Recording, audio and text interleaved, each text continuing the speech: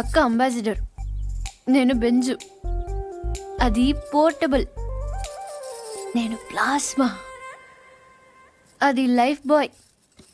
నేను లక్స్.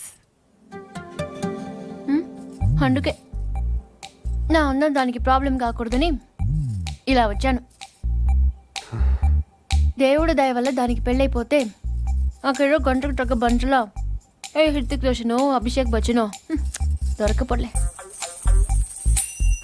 చూసావా, నువ్వు కూడా చూపు తిప్పుకోలేకపోతున్నావు. అయ్యో దేవుడా, ఎందుకయ్యా ఇంత అందం ఇచ్చావు నాకు.